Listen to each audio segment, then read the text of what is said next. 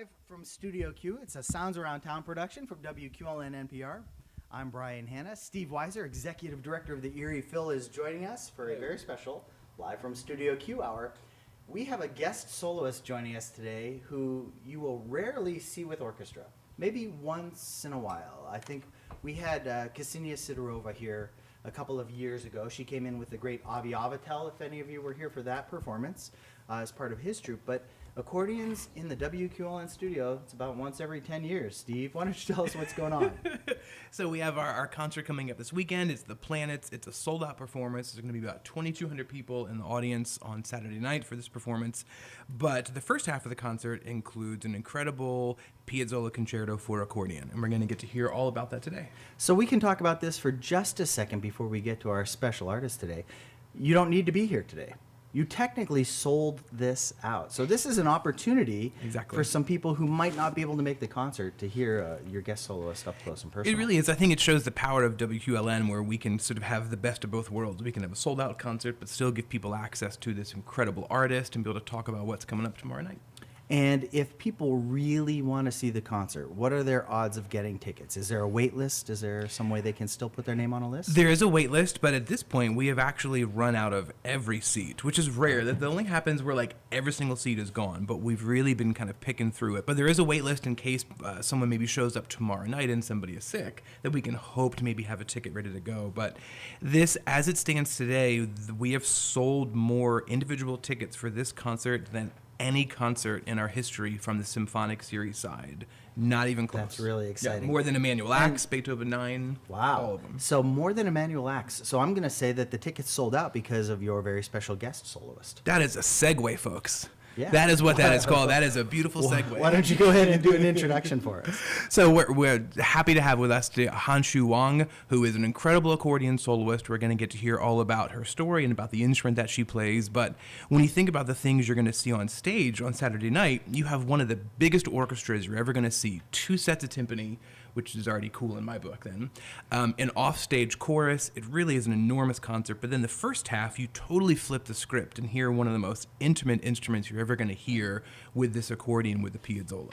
So it's perfect. Why don't we let you play a piece of music to introduce everybody? You said you had a little Bach that was ready to go. Would you like to start with some of that? Yeah, sure. I can start something with Bach. And yeah, shall All I right. just... We're going to introduce now Hanzhi Wang, right? And we're going to hear a little bit of her playing the music of Bach here. I hope you really enjoy this program because, again, this is a real rarity on the WQLN airwaves. So here she is with the music of Bach.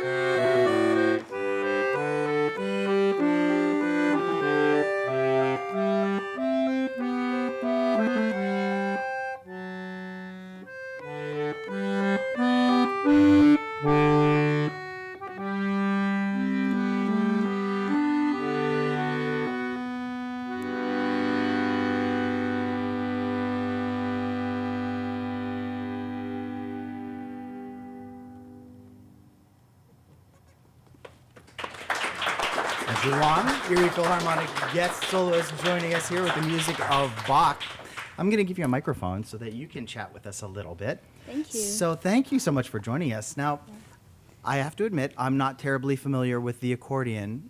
A little familiar. When I was in college, I used to play with a band in town called Bob Ulick and the Versatiles. Oh, that's If so anybody cool. remembers them, we played a lot of polkas. But your accordion is a little different than the accordion that Bob would have used. And I saw that there were accordions that had keyboards laid out much like a piano. There are accordions that are just buttons. How did you end up playing the accordion, first of all, in a classical music world? Because Right. that's very rare. Right. How did you come to it, and how did you pick this style of accordion? Thank you so much. Thank you so much for having me here today. I'm so glad to be with you. And yeah, I started when I was about 5 years old. And that time, I remember that I started with piano, but then my teacher that time, he mentioned that, well, piano is such ordinary instrument. And if you can switch something like very special and unique, it will be like much cooler than play the piano. And also at the same time happened like I was watching movie at home with my parents, and there's very old Italian movie, and there's the melody and theme came out from the movie, which sounds so beautiful and special. And then I asked my parents, what kind of instrument was that? And then my parents told me, oh, that's accordion. That's also the instrument your piano teacher mentioned not long ago. So maybe we can try that. That's how I get started with this instrument in the very beginning. And yeah, I was very lucky that, I mean, to learn this instrument is not as easy as those, like piano or like violin. You can easily find teachers somewhere in the world. So I was born in China, and then I went to the different music schools and central conservatories to pursue my dream in that time. And then I also got chance to study in the Royal Danish Academy of Music in Copenhagen, Denmark. So I spent 7 years there, and I also ended up to be as teacher teaching in that music school. And in 2017, that year, I was selected by the Young Concert Artists as the first accordionist ever in their history. So that's why I came to the United States to present this instrument with their help and also with lovely audience here in the United States. So I really enjoy the whole process, and I appreciate a lot to be here. And it's a beautifully expressive instrument. I can understand why you picked that. You can do a lot with it because you control your dynamics, you control your volume, but you also have to push a lot of buttons. A keyboard Right. is laid out straight up and down. I see the buttons are color-coded, right? Right. So what's the difference between the accordion that you use to perform on and one that we might just see at a standard music store? Yeah, the classical accordion and the traditional accordion, I think the most difference between these two kind of accordion, one, I think important thing is in the left hand. So in the traditional accordion, you might play a lot of like polka music. So like the accompaniment would be like. But for us, just by switch this secret button here, Right. and then we have right. So we have the whole different system in the left hand. We can play the single tones.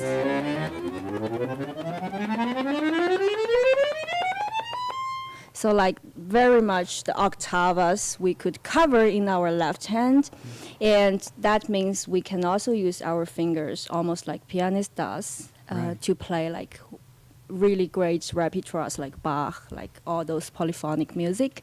And for the right hand, we do have like the buttons instead of keyboard. So the buttons actually could also cover more octavas than the keyboard. And that's actually, as you can see, the white buttons corresponding to the white keyboard and the black Right. ones corresponding to the black keyboard. But it doesn't work for me because I don't see anything while I was playing.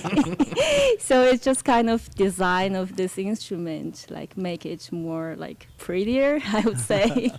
Yeah, so that's how it works. And the music basically. you're going to be playing with the Philharmonic is actually designed for a bandoneon, which is Yeah. quite different. It's a little bit more of a squeeze box. Why don't you tell us a little bit what is a bandoneon? So I would say like bandoneon, it's like a relative for the accordion because it's way more smaller, and also when you press the notes down, and then actually when you turn the bellows, they actually produce the different sound of the instrument. So that's somehow the bandoneon has like smaller octavas, and also they're lighter, obviously. Right. So yeah, that's actually can play a lot of folk music, and especially tango and those kind of traditional music from South America. Yeah. Well, we're going to ask you about accordion classical repertoire in a few minutes, but why don't we let Steve tell us a little bit about the Saturday night program? Yeah, and then looking we'll come back forward. and you can play something maybe that you composed yourself. Thank you. Can we do that? Yeah. Oh, we will. So we'll be right back with Hanzhi in just a few seconds. Steve, so tomorrow night, this is pretty spectacular. It is. So when you were talking at the beginning of this broadcast about the size of the orchestra, this is a very big orchestra. It's enhanced. Right. So a standard orchestra, maybe 54, 58 people is a pretty good size orchestra. How many Exactly. people are playing in this concert? I think we're tapping out over 80 for this. Like, you really Right. are. I mean, we have the new Warner Theater stage, which obviously makes a lot of this possible. I know we've done planets before my time here. I know that it was done, and I believe everyone was kind of shoehorned in on stage to make everybody was tight. fit. It was Yes. definitely tight from what I've heard. So with the new acoustical shell, it's just going to make me so much more of a better experience for the audience and for the musicians, because there's so much sound coming out. It's going to be easier to hear, but then even more powerful when it kind of kicks out to you.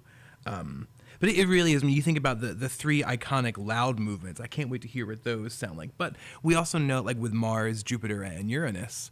But then the other thing I've really noticed from the new shell is the ability we have to hear soft sounds on stage, where I've never heard. There's some moments in one of the last concerts where I heard Dana Sundette, or principal oboe, play amazing melodies and a couple notes, but softer than that. You almost have to like lean in to be able to hear it. So I'm curious to get all of that in the planets. Well, and we're going to start the concert like that.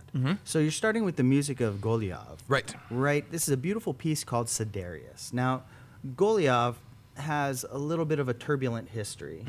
There was a period of time where there was some controversy with where he was coming up with his ideas to compose, and he disappeared from the world of classical music for more than 10 years, just Right. stopped composing, just went away. But then something triggered his desire to get back into the world of composing. He's written some stunningly delicate, beautiful music, and we're going to start with a piece of music called Siderius. How does that fit with the planets? Mercifully, I got to hear Daniel Meyer talk about this the other day. If not, I would have been like, I don't know. But I knew you heard. So with Siderius is an Argentinian composer, and the music of Piazzolla is obviously from Argentina. But in some of the bits within Siderius, he's talking about the stars and what it looks like to see the skies in Patagonia and sort of from his homeland. But what I've learned is in the first part of Siderius, there are times where he composes to make the wind section sound just like what an accordion would sound like. So it's an incredible mix of a tango themed Argentinian composer writing about the stars, connecting us to the planets. But within it, he's really mastered the art of making it sound like an accordion. But how do you make oboes and wind players and a string instrument sound like an accordion? And I got to hear, we demoed it, some of it at a talk we did earlier this week, and it's absolutely fascinating that it really, if you can sit back in the audience and visualize that sound coming from an orchestra, it really does sound like what we just heard here on an accordion, but from a whole orchestra doing it. And it's a beautiful piece of music. It's not brand new. It's been around for about 12 years, 14 Yeah, years about now. 2008 or 9, yep. If you haven't heard it yet, this is a stunning piece of music. If you're not going to be at the concert, do a Google search for Siderius by Osvaldo Golyav. There's a It's beautiful YouTube piece. recording of it. It definitely it's out there, but it's stunning, and it starts sort of ominous, and then it kind of works its way through sound clouds almost. But it's the perfect pairing to this and then to the planets. It's going to be a stunning concert.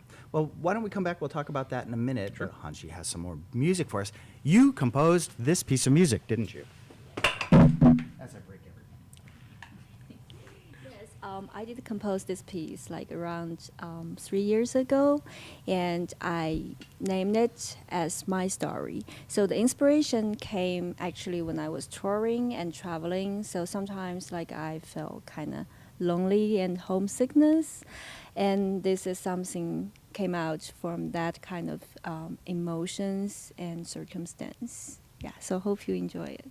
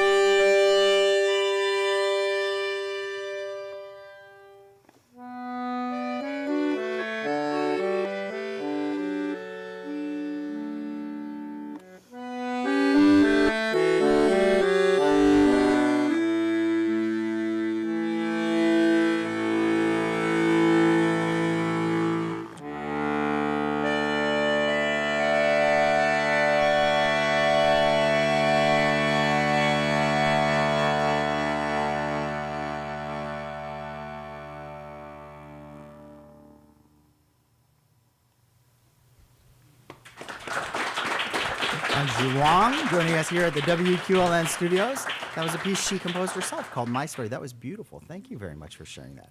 Steve Weiser, Executive Director of the Erie Philharmonic, joining us. Those accordions can get pretty loud. Were you concerned that it wasn't going to fit in front of a large orchestra? I mean, I knew like the piazzolla is scored appropriately. It's for strings and percussion, harp and piano, but it's just amazing sound. The low tones out of it, and like for those at home, I don't know, like you feel it here in the audience. You can feel the low tones coming out of something that is not as big as you would expect it to be, but that bass sound, that's absolutely phenomenal. That is really cool. It's really beautiful. Yeah. Can't wait to hear it with the performance of the piazzolla. Now, this is a concerto for bandoneon and orchestra. Of course, it's going to be accordion and orchestra in this case. This is a beautiful piece of music. Now, I'm a huge piazzolla fan. If you are not familiar with the music of Astor Piazzolla, you should check it out. What I love is his backstory, which is he didn't want to play the accordion at all, or the bandoneon at all. He was a young boy. There was a holiday coming up. His parents bought him a present. He thought it was the ice skates he wanted. He opened the box, and it was a bandoneon. And he goes, "Dad, what is this?" And he said, "Well, son, that's the instrument of the tango. I want you to learn to play that." But at this point in his life, Piazzolla hated the tango because every day his dad would come home from work and turn on the radio and listen to tangos all night. He wanted nothing to do with it.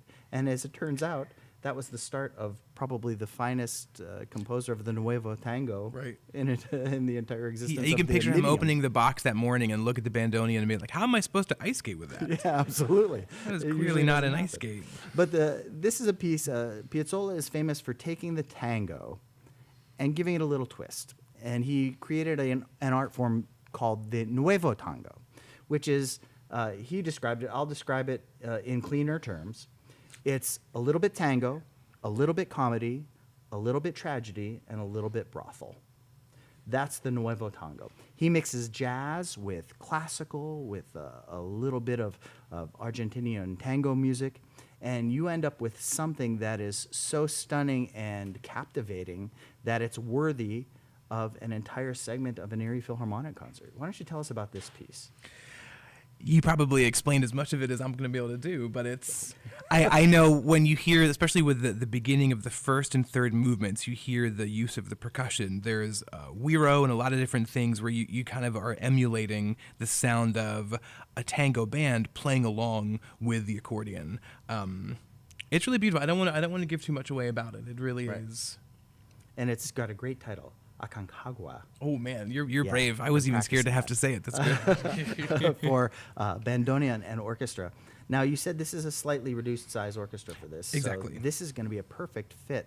Now, when you're looking at repertoire for an accordion with orchestra, I'll ask Hanzhi about this. Is there a large repertoire? Or do you have to make your repertoire? Like, do you sit down when you're crafting programs and say, you know what? This time it's Bach and Vivaldi, and we're going to make it for accordion. Or do you just go to the accordion library and find music for orchestra with accordion? Thank you. That is a good question. Well, compared with those traditional classical musical instruments, obviously we don't have that large repertoire. But yeah, and also considering the accordion, it's not like as natural part in the classical music world in the United States yet. But I'm pretty sure it will make its own way eventually. And I'm pretty sure because there's so many composers eager to write piece for this magic instrument.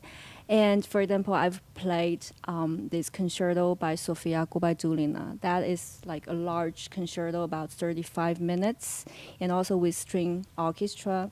It was amazing piece like that. So you see there's a lot of contemporary composers that are actually writing for this accordion, for this instrument. And I'm also going to get a new concerto by my very good friend of mine, Catherine Boach, the year after.